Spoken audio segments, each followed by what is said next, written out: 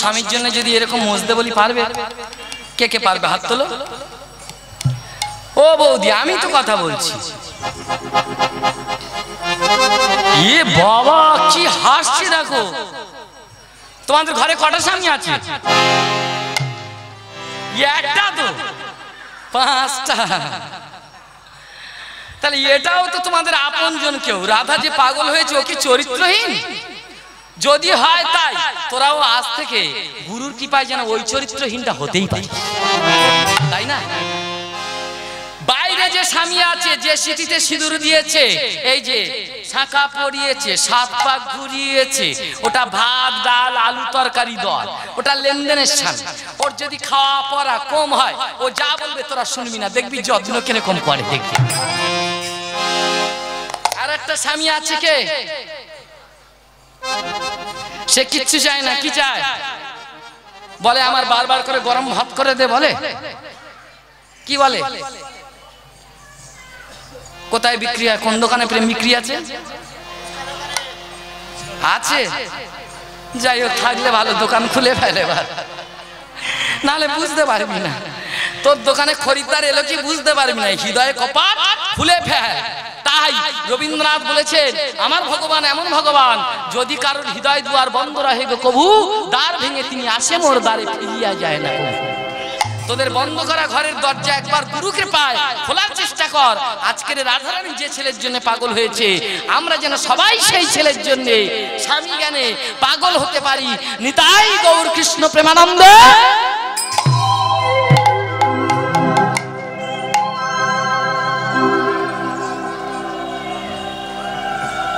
ওমা, রাধারানী তো চেয়ে আছে।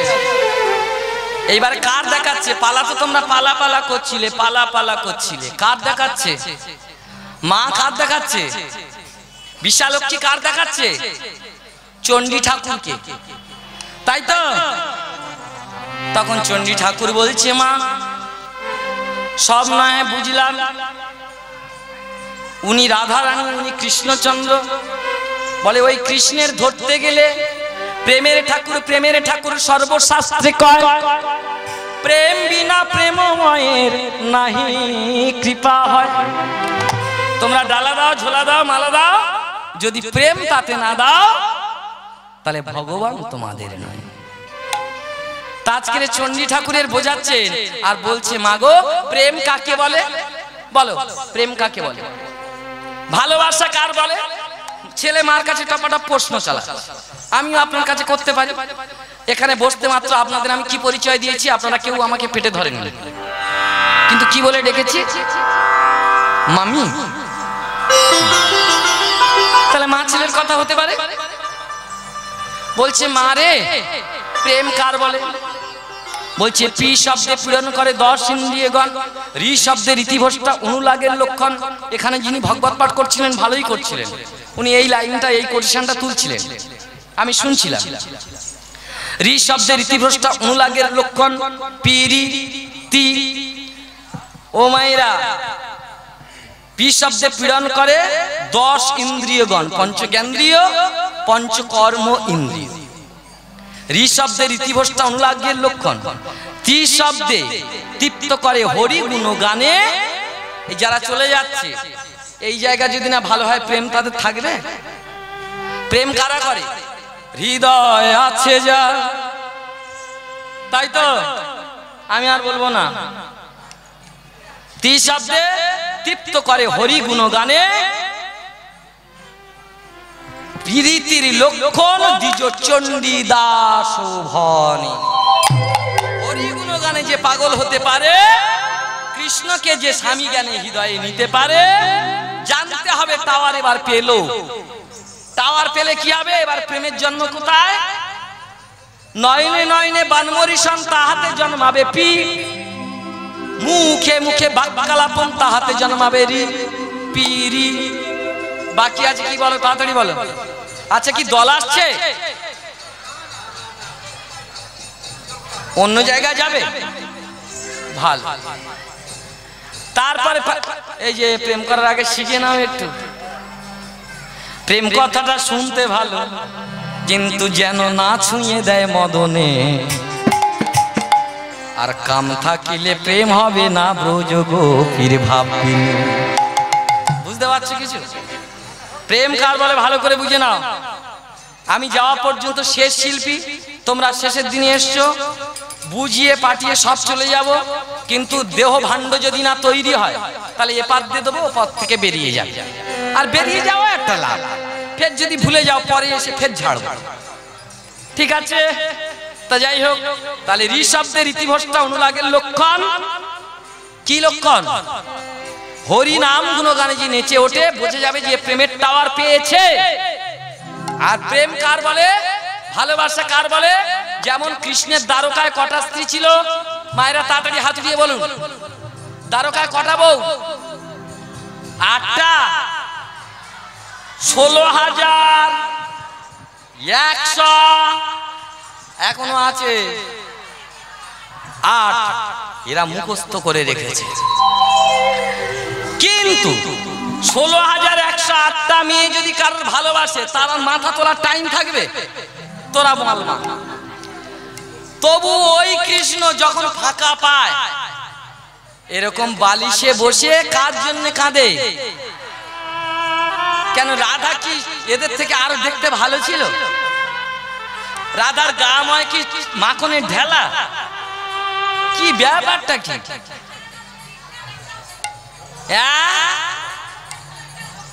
অঙ্গ ওই জন্যে না রে মা, অঙ্গ নয়, প্রত্যঙ্গ নয়, কেউ নয়।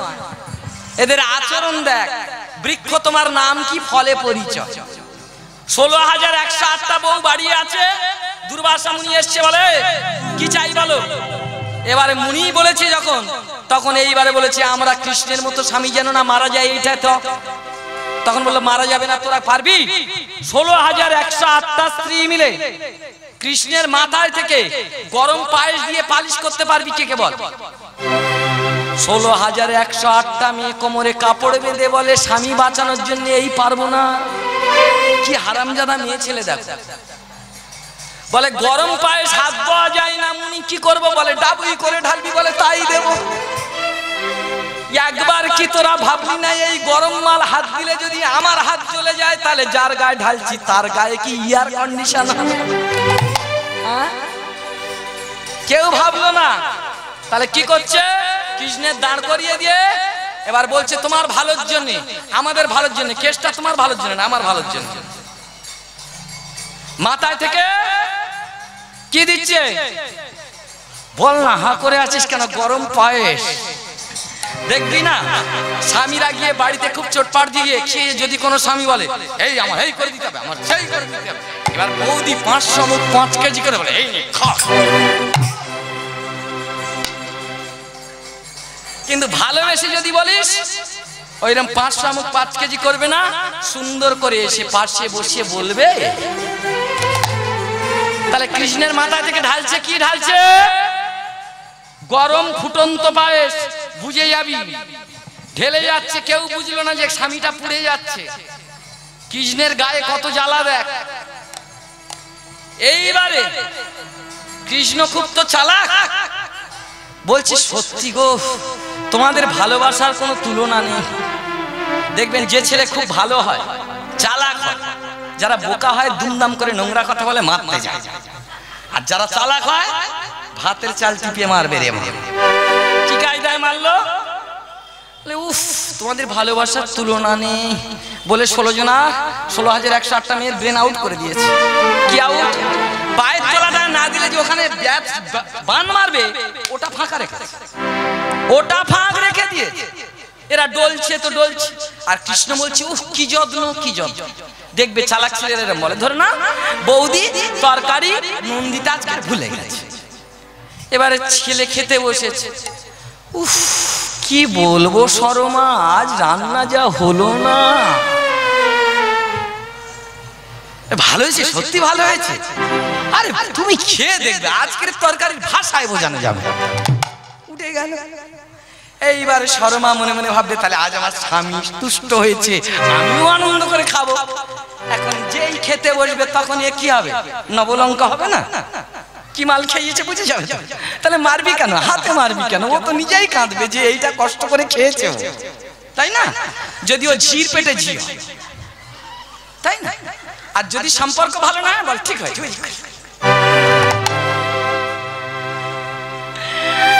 আর বোকা ছেলে হলে কি করবে?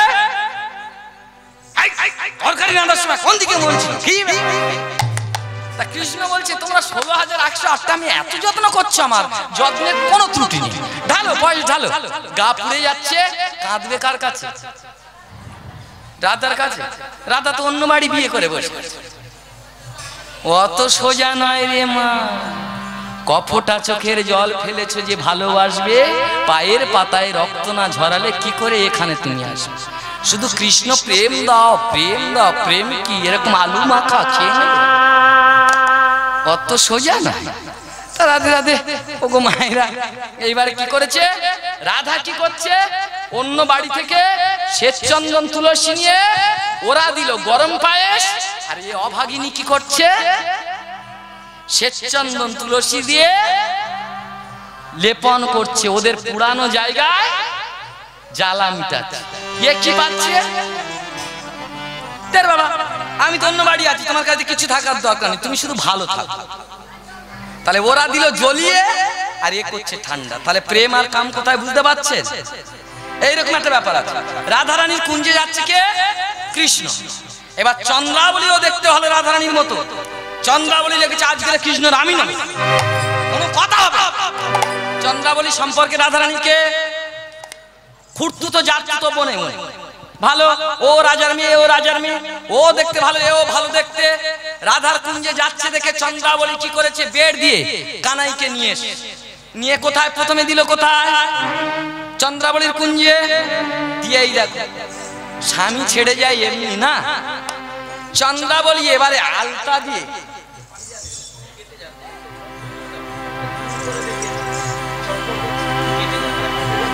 ও দাঁড়িয়ে দাঁড়িয়ে বলবো। ও এও বেশি খেলাধুলা হচ্ছে না, বয়স কম তো। এরপরে যখন একটু পেরিয়ে যাব 40টা, তখন এরকম দাঁড়িয়ে যাবো। রাধে রাধে। এবার কি হচ্ছে ওগো মায়েরা? তাহলে কি হচ্ছে? চন্দ্রাবলী নিয়ে তুই আলতা পর, তুই শাড়ি পর। কৃষ্ণের শাড়ি খুলে দিয়ে ওর শাড়ি পরাচ্ছে, ওর আলতা পরার বদলে কৃষ্ণের পরাচ্ছে। দেখবে কুটুম বাড়ি যাবে তোমরা, আত্মীয় বাড়ি, তুমি এক মুঠো খেতে পারো। এবারে এত যত্ন করছে, এতটা ভাত দিয়ে, তোর খেতে হবে দিদি, তোর খেতে হবে দিদি। অসহ্য। এই কুটুম বাড়ি থেকে কখন পালাবো বল? তুমি খেতে পারো, এইটুকু প্রসাদ তোমার যদি এতটা দয়, যন্ত্রণা হবে না? তা চন্দ্রাবলীর কাছে থাকি। ভোর হয়েছে, চন্দ্রাবলী এবারে এদিক সেদিক করে, কৃষ্ণ চুপ করে আছে, তুই কি করবি কর। এইবার কৃষ্ণের কালি টালি তুলে দিয়ে আলতা পরিয়ে দিয়েছে, নীল শাড়ি পরিয়ে দিয়েছে, চটকা চটকি করে। যেই চন্দ্রাবলী ঘুমিয়ে পড়েছে, এইবারে আর থাকবে? থাকবে?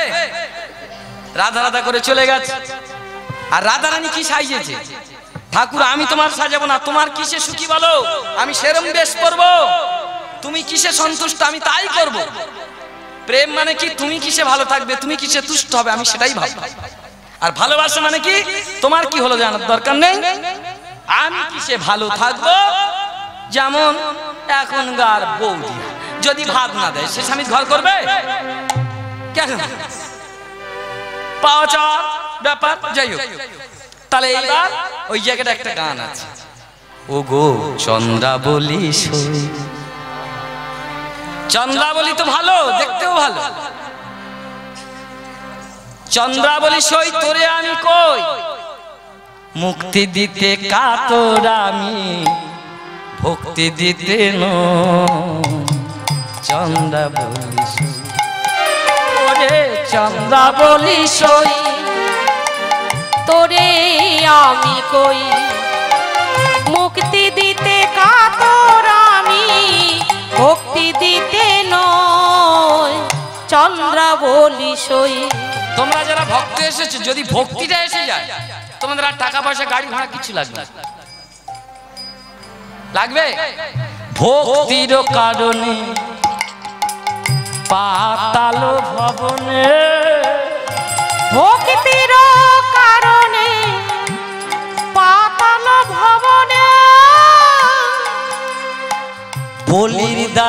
বদ্ধ হয়ে আমি আজি চন্দা বলিস ওরে চন্দা বলিস তোরে আমি চন্দা বলিস তোরে আমি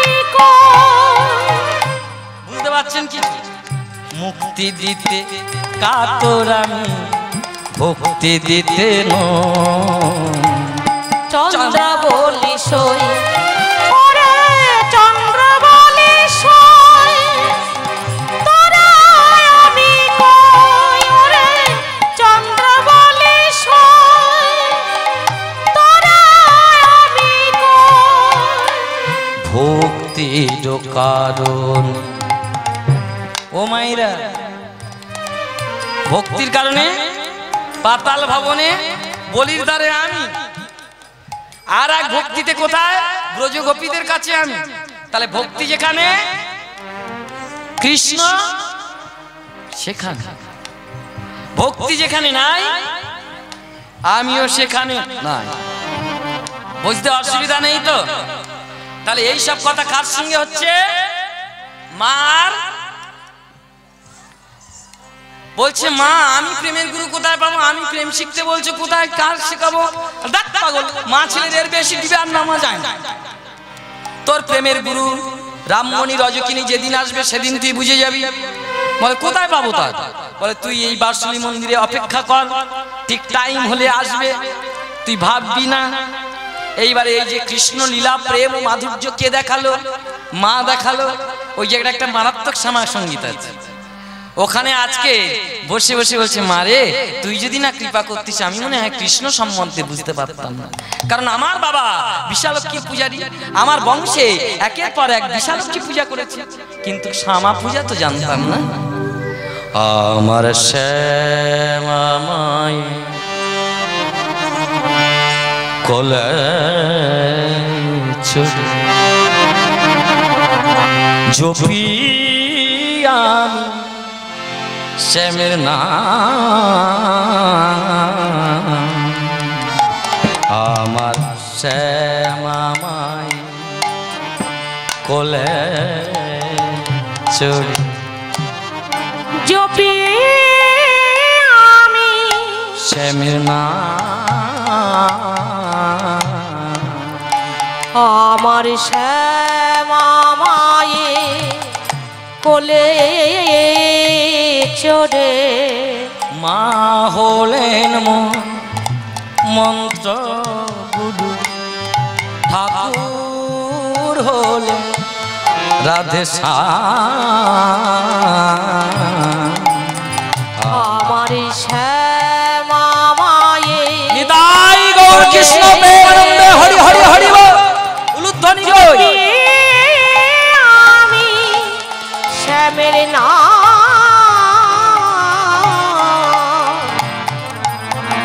শ্যামা মায়ে কোলে চড়ে দেখেছেন যেই শ্যাম সেই শ্যামা বলেছিলাম ডুবে শ্যামা যমুনাতে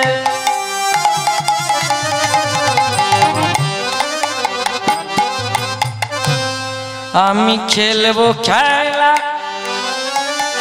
শ্যামের সাথে ওই ডুবে শ্যামা যমুনাতে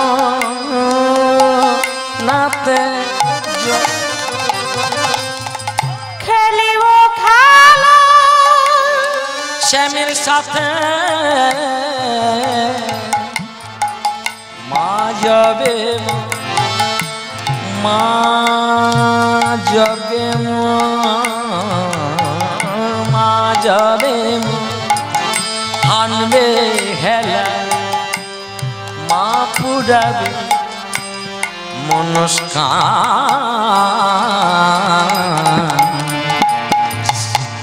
শ্যামা নিতাই গৌর কৃষ্ণ প্রেমানন্দে হরি হরি বল উলুধ্বনি মাইরা আমি জপি আমি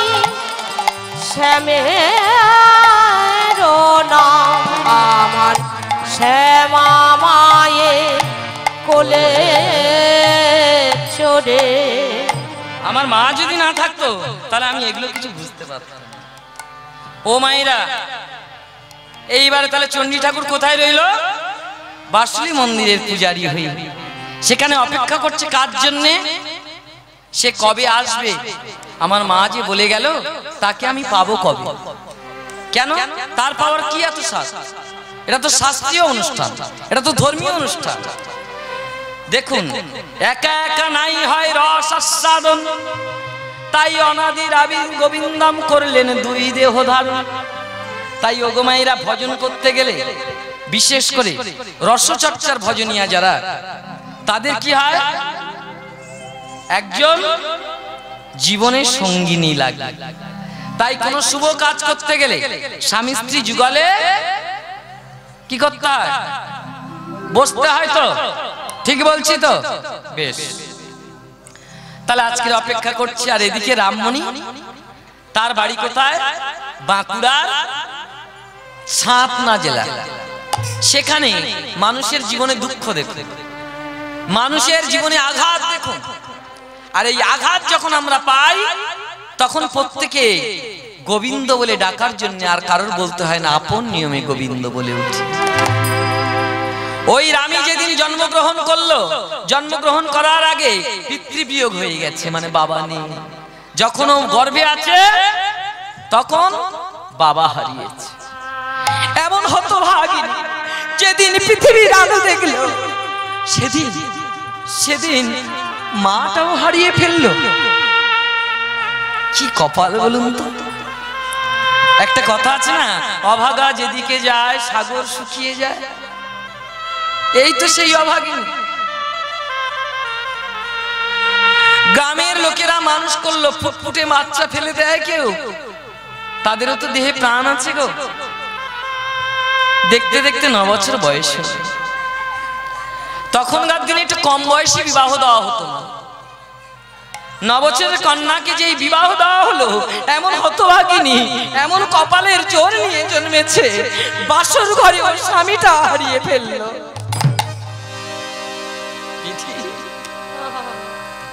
দেখছো ছড়ি, দেখছো?